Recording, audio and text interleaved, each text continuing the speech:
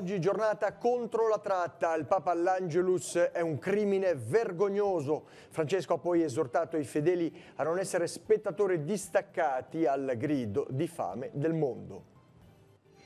Festa della Madonna della Lettera a Santa Margherita Ligure, il Vescovo torna sulle linee dell'Assemblea Sinodale di giugno e insiste non pensare solo alle necessità materiali, ma vivere davvero la vita di fede.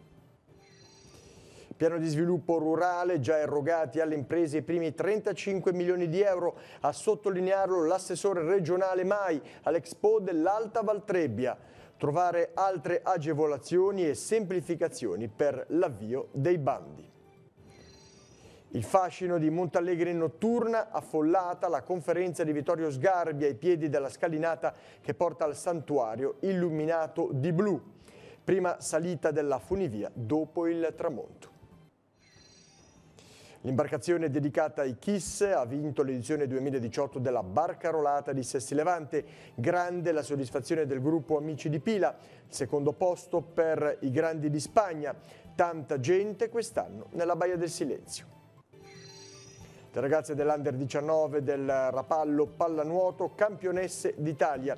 Il capitano delle gialloblu, Nicole Zanetta, eletta la miglior giocatrice della Final 8 disputatasi nella vasca del Poggiolino.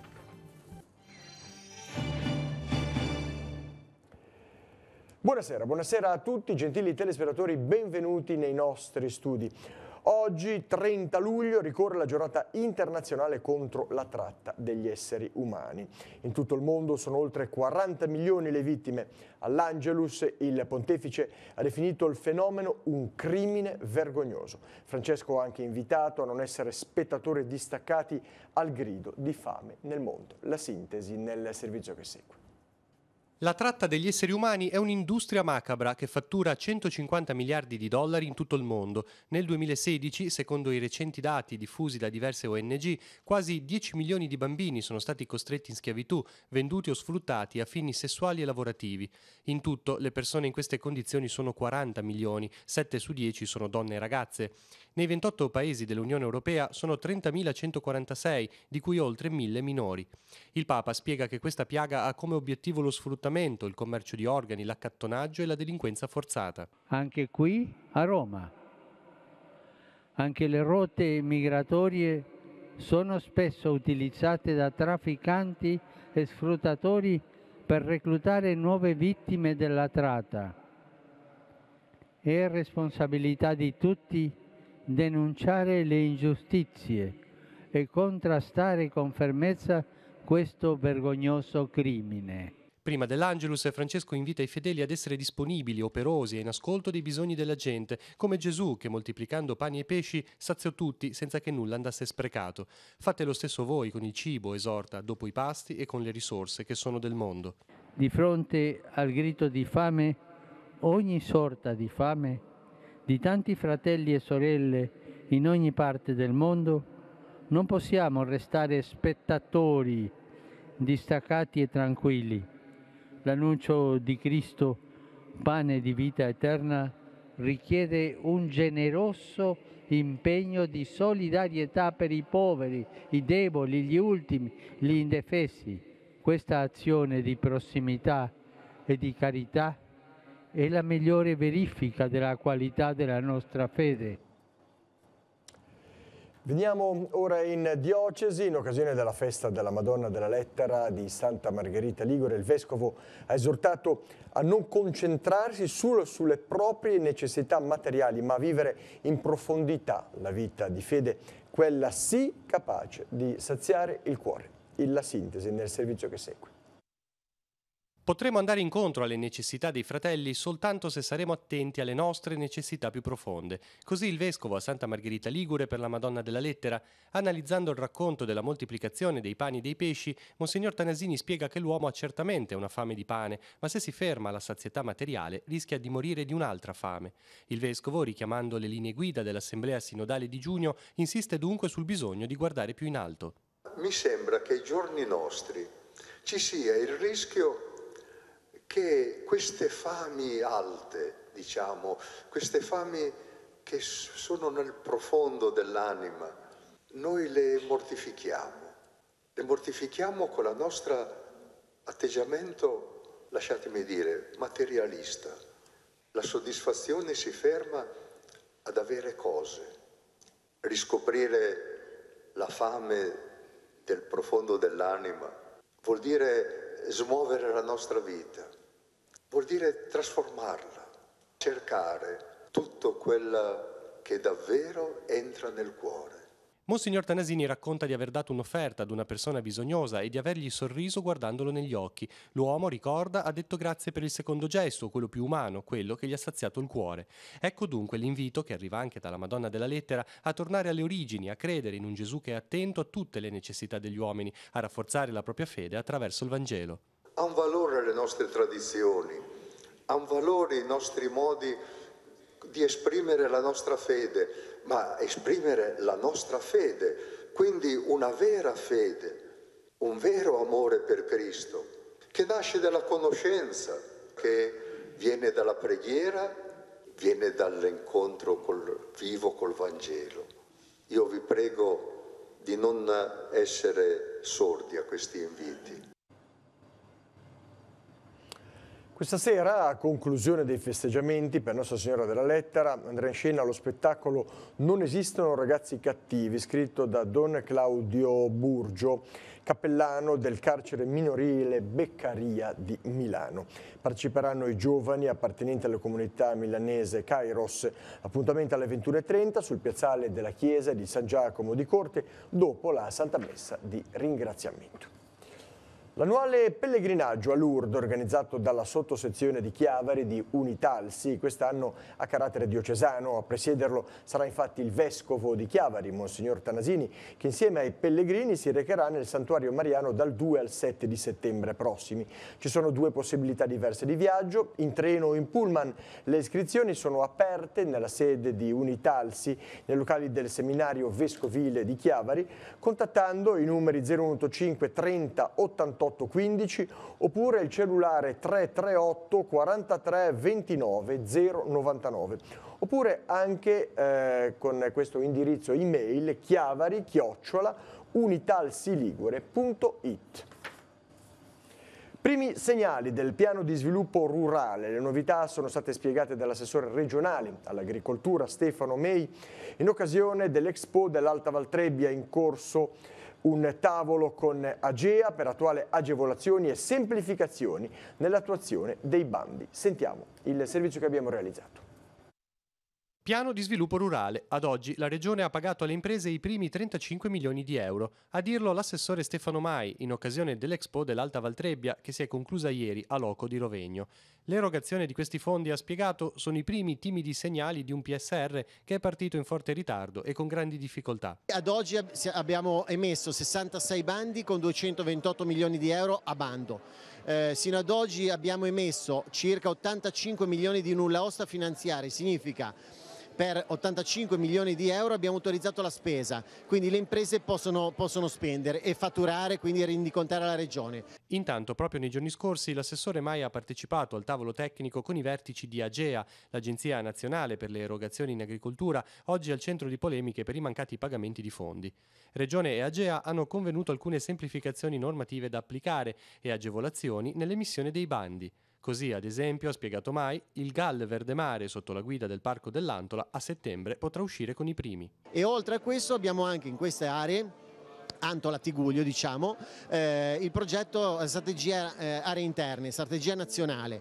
Questo è il primo finanziamento, diciamo il primo progetto che parte. Stanno lavorando sulla viabilità, sullo sviluppo economico, sulla sanità e sulle scuole, sull'istruzione, e credo che anche qui ci saranno 5-6 milioni a disposizione che andranno a buon frutto se i sindaci, come in questo caso, saranno molto uniti e evidenzieranno delle strategie locali, diciamo uniche, unitarie, e non saranno tirati da questo campanilismo che porta sempre ad avere qualcosa in più degli altri, ma che vengano applicate, attivate le politiche sul territorio che diano risposte a tutti. Sono giornate di gran caldo, ce ne siamo praticamente accorti tutti per tutto il nostro territorio. Il Ministero della Salute ha messo un bollettino per le ondate di calore. Per la città di Genova è stato emessa un'allerta arancione per la giornata di oggi, con un peggioramento domani e mercoledì, quando è prevista un'allerta di colore rosso. L'allerta viene data quando la combinazione tra temperatura, umidità e inquinamento ambientale supera per un periodo di tempo prolungato i limiti previsti, determinando una situazione di potenziale pericolo per la salute dei soggetti più sensibili. Domani su Genova si prevede una temperatura minima alle 8 del mattino di 27 gradi, mercoledì invece di 28. La massima percepita si aggirerà invece intorno ai 36-37 gradi nelle ore di punta. Dalle 7 di domani mattina a Chiavari inizieranno i lavori per la piantumazione di nuovi platani in corso Buenos Aires. Gli alberi malati erano stati tagliati in primavera, le aiuole si presentavano recintate da una rete di protezione e necessitavano di una sistemazione. Fino alla fine dell'intervento è interdetta la sosta a tutte le categorie di veicoli a seconda dell'avanzamento dei lavori. La circolazione potrà essere a senso unico alternato, regolato da movieri o con semaforo e, se sarà necessario, anche addirittura sospeso. Tante persone ieri sera sono salite al santuario di Nostra Signora di Montallegro e Rapallo, aperto al pubblico per la prima delle 3 serate di incontri organizzati dal Comune. Il pubblico, seduto sui gradini della scalinata di accesso al luogo sacro, ha ascoltato la conferenza di Vittorio Sgarbi sui diversi volti di Maria nell'arte, debutto positivo anche per il servizio in notturna della funivia. Da una parte le luci di Rapallo sullo sfondo, che diventano sempre più piccole con la salita della cabina, dall'altra la facciata del santuario illuminata di blu che risplende nel cuore della notte e si va sempre più vicina. E questo è lo scenario suggestivo che ha fatto da cornice alla prima serata dei Tramonti di Montallegro, l'iniziativa promossa dal comune di Rapallo e che ieri sera, in occasione della prima volta in notturna della funivia, ha portato ai piedi della scalinata che conduce al luogo caro ai rapallesi decine di persone che hanno ascoltato la conferenza di Vittorio Sgarbi. Un pienone un po' aspettato e di cui sono molto grato, perché è come l'occasione per riconsegnare il santuario e questo luogo meraviglioso scelto dalla Vergine alla gente di Rapallo e alla gente della nostra diocesi. La serata di questa sera è stata interessantissima, perché attraverso una carrellata di volti di Maria ne abbiamo colto il mistero, la spiritualità, ma anche l'umanità, la maternità.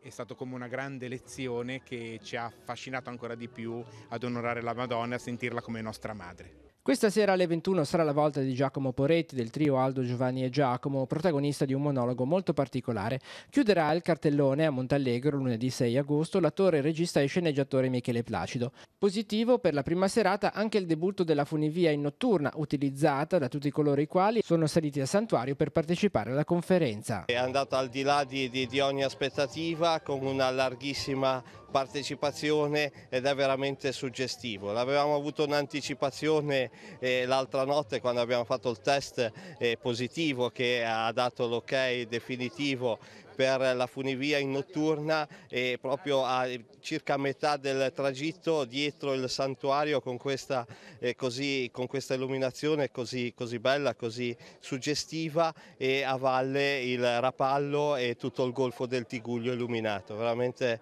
è uno spettacolo unico che abbiamo dato la possibilità a tantissime persone, e lo faremo anche in futuro, di poterlo apprezzare al meglio. Passiamo alla cronaca. 4 giovani tra i 26 e i 38 anni sono stati denunciati dai carabinieri per guida in stato di ebbrezza. A tutti è stata ritirata la patente e i provvedimenti sono stati presi nel corso dei controlli effettuati nel fine settimana nelle diverse località del Tiguglio. E 2 uomini, 43 e 50 anni, pregiudicati, sono stati denunciati per furto aggravato dai carabinieri. I 2 sono stati sorpresi a rubare dei capi di vestiario griffati da alcuni negozi di Santa Margherita per un valore complessivo di 150 euro. Tutta la refurtiva è stata recuperata e restituita ai legittimi proprietari. Uno straniero, 29enne, già conosciuto alle forze dell'ordine, è stato arrestato dalla polizia di Chiavari dopo aver rapinato 2 minori. I fatti si sono svolti sabato sera nell'area del porto turistico di Chiavari. Il malvivente si è avvicinato ai 2 ragazzine e dopo averli minacciati ha rovistato all'interno dei loro zaini per poi rubargli la somma di 12 euro. Un cittadino che ha assistito alla scena, dopo aver tranquillizzato i 2 ragazzini molto spaventati, ha immediatamente chiamato le forze dell'ordine. Gli agenti del commissariato di Chiavari sono messi subito sulle tracce del ladro, scovandolo nascosto all'interno di un autobus di linea parcheggiato nella zona della stazione. Il 29enne, con svariati precedenti di polizia, è stato trovato in possesso proprio dei 12 euro, poco prima sottratti ai giovanissimi, e ora verrà processato per direttissimo. Scalda i motori, la macchina organizzativa della 5ª edizione del Festival della Comunicazione in Scena a Camogli dal 6 al 9 di settembre prossimi. Oltre un centinaio gli ospiti previsti per decine e decine di incontri, conferenze e laboratori sotto il filo conduttore di Visioni. Vediamo. 109 grandi ospiti, 76 incontri, 11 spettacoli, 3 sessioni speciali e ancora 2 mostre, 6 escursioni per mare e per monte, 26 iniziative dedicate a bambini, ragazzi e famiglie. Sono i numeri per il 2018 del Festival della Comunicazione in Scena a Camogli dal 6 al 9 settembre, la cui 5ª edizione, incentrata sul tema Visioni, sta scaldando i motori. Una manifestazione che mette al centro temi attuali come comunicazione, futuro e innovazione e che quest'anno ha l'onore di ricevere dal Capo dello Stato la medaglia del Presidente della Repubblica. Ancora una volta il festival raccoglie l'eredità del suo padrino Umberto Eco, cui è dedicato nella serata d'apertura l'evento Musica e Parole, durante il quale vecchi amici e colleghi descriveranno i momenti più impensati in cui hanno visto ridere e giocare con le parole lo scrittore. Il Festival della Comunicazione quest'anno darà un'inedita centralità ai ragazzi, sia come protagonisti che come interlocutori speciali, attivando 3 progetti in collaborazione con l'Università di Genova, l'Istituto Nautico San Giorgio e il Liceo Davigo, che permetteranno ai ragazzi selezionati di collaborare in prima persona alla grande macchina organizzativa del festival e organizzando laboratori dedicati che coinvolgeranno bambini, ragazzi e famiglie in esperienze interattive stimolanti, dal set televisivo alla robotica, dalle illusioni della mente allo yoga, dalle rivelazioni della genetica ai segreti della storia, passando per la matematica, la biologia, fino alle immersioni subacquee e le escursioni culturali sul monte di Portofino e nell'area marina protetta. Significativa anche la presenza femminile con donne d'eccezione come Francesca Bria, assessore alle tecnologie e all'innovazione digitale della città di Barcellona, consulente della Commissione europea per gli sviluppi di Internet e delle Smart City.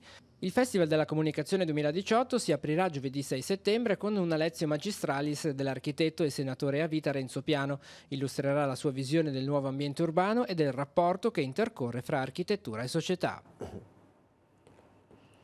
Si è svolta a Sesti Levante la Barcarolata, quest'anno con una grande presenza di pubblico. La manifestazione più attesa dell'estate della Bimare si è svolta, come al solito, nella Baia del Silenzio, con la consueta sfilata delle imbarcazioni addobbate e lo spettacolo pirotecnico. Diverse le novità di questo 2018, dettagli e vincitori nel servizio che segue. L'imbarcazione dedicata ai Kiss ha vinto l'edizione 2018 della Barcarolata di Sesti Levante. Allestita dagli amici del quartiere di Pila, è stata la più votata dalla giuria tecnica, seduta su una chiatta galleggiante, e da quella dei bambini. Al secondo posto i Grandi di Spagna. La terza imbarcazione premiata invece presentava una simpatica tartaruga. Una volta annunciata la vittoria, i ragazzi di Kiss Mi Pila si sono concessi un tuffo in baia. È stata un'emozione indescrivibile perché ogni anno noi ci riproviamo, cerchiamo di migliorarci ogni volta e finalmente è arrivato quel riconoscimento che è da tanto che aspettiamo. Sono contento, voglio ringraziare Francesco che ci ha aiutato molto in questa riuscita e poi anche i nostri genitori che comunque l'ultimo giorno ci danno sempre quella spinta in più. Io la vorrei dedicare ai miei compagni di avventura, Jimmy, Leo e Simo, perché ci sopportiamo, ci vogliamo un sacco bene e ce l'abbiamo fatta. A detta degli organizzatori e dei presenti, la 25esima edizione della Barcarolata è stata un successo, dalla conduzione del comico Enzo Paci al concerto di Napo sino allo spettacolo pirotecnico conclusivo. Grande soddisfazione dunque per la Lega Navale e per il gruppo Flying Donkeys che quest'anno ha curato la parte artistica. È solo l'inizio di un rinnovamento che arriverà negli anni prossimi. Abbiamo visto tante novità, a cominciare dal palco in acqua, lo spettacolo musicale a sorpresa, quella è stata una chicca che penso sia piaciuta a tutti, e uno spettacolo pirotecnico forse tra i più belli di sempre, con lo sforzo che è stato portato anche dalla ditta incaricata, che effettivamente l'ho visto io adesso, avevo visto una simulazione veramente spettacolare. Tantissimo pubblico, bellissime barche, i fuochi meravigliosi, la performance musicale di Napo e la sua band di altrettanto livello, quindi non posso che ritenermi soddisfatta. È stato un piccolo intervento per quest'anno e direi che è riuscito pienamente.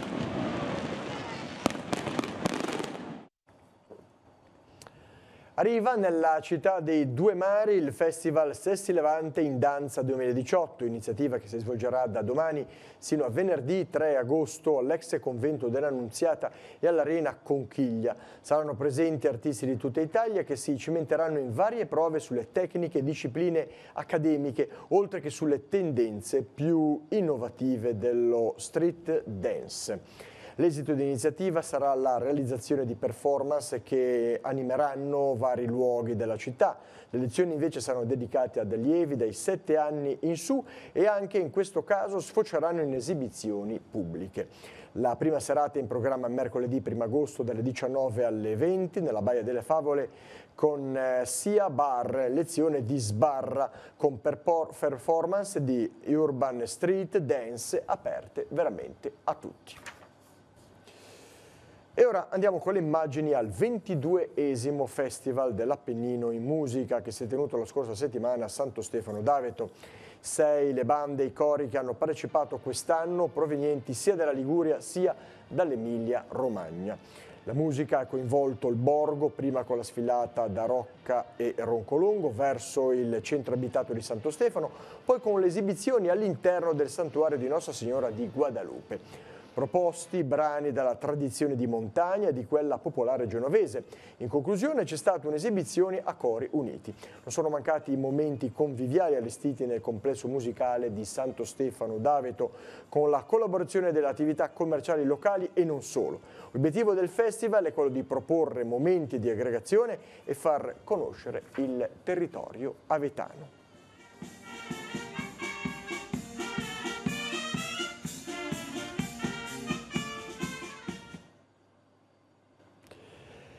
Le ragazze dell'Under 19 della pallanuoto Rapallo sono campionesse d'Italia. Le giallo-blu hanno avuto la meglio sul Bogliasco Bene 1951 nel derby ligure che si è disputato nella piscina del Poggiolino, sede della Final 8 2018. 11-4 il finale di un match che il Rapallo ha da subito interpretato nella giusta maniera con grinta e determinazione. Lacrime di gioia per il capitano del Rapallo Pallanuoto, Nicole Zanetta, eletta miglior giocatrice della Final 8. Al fischio finale tutti in vasca per festeggiare questa importante vittoria.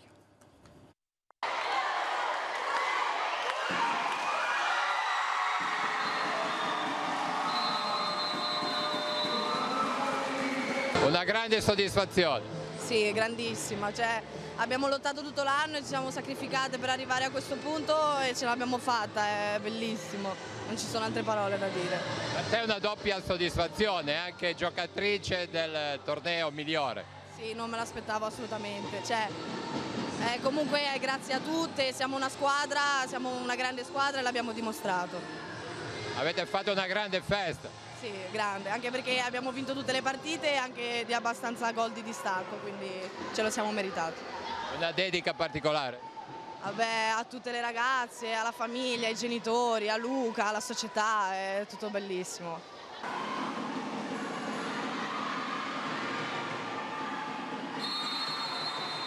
Contento? Assolutamente sì, no, sono contento, soprattutto per Nicole perché sono anni che si merita questo trofeo e tutte le volte non glielo danno, non capisco perché. Questa volta ovviamente non potevano farlo e non potevano far diversamente, quindi sono contento per lei, per le ragazze, per la società, per tutti, siamo tutti contentissimi. Sono giocatrici che poi andranno bene anche alla prima squadra. Lei è già il nostro titolare inamovibile da 2 anni, quindi ha già fatto la sua strada e deve ancora iniziare, è ancora solo all'inizio. Ma lei come tante altre, come tutte, noi come al solito tutte le giovani le valorizziamo al massimo e la nostra squadra è formata da tutte le nostre giovani del nostro vivaio e già il risultato della prima squadra è la conseguenza di tutto questo lavoro che facciamo. Questo è il 5° titolo Under 19 siamo la prima società in Italia per numero di titoli in questa categoria e dopo un'annata come questa penso che possiamo essere molto soddisfatti. Il futuro promette bene. Il futuro ci stiamo preparando, settimana prossima saremo a Roma per le finali Under 15 e vediamo cosa succede.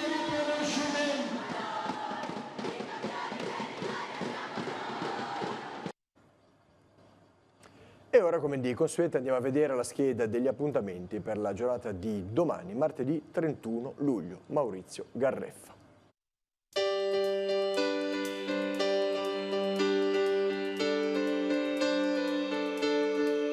Appuntamenti in agenda per martedì 31 luglio. Apre le sue porte Casa Carbone a Lavagna dalle 19 alle 21:30 per un aperitivo in giardino. L'iniziativa è organizzata dal FAI.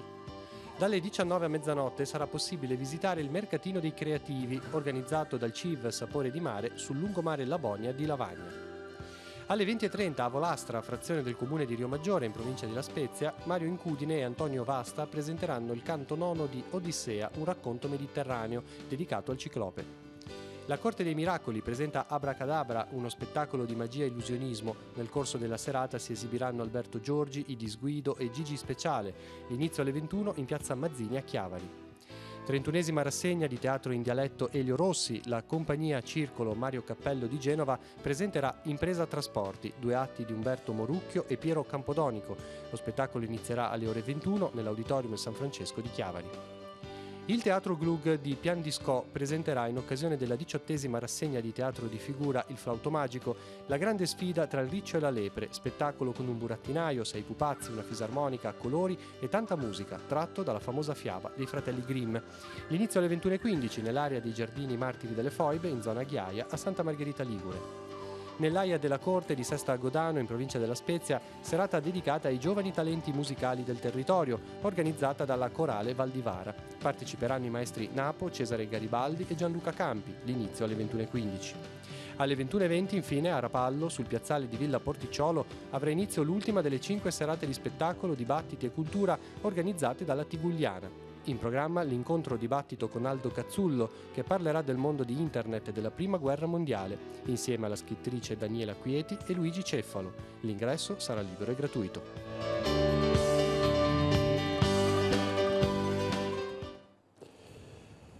E con la scheda degli appuntamenti termina il giornale, anche per oggi. Il prossimo appuntamento, come sempre, rinnovato a domani, 12:45 TG13. Vi ringrazio per la vostra cortese attenzione e vi auguro una buona serata con i programmi della nostra rete. Arrivederci.